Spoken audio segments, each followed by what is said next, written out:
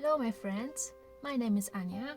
I will show you how to solve a toothbrush for toothy creature.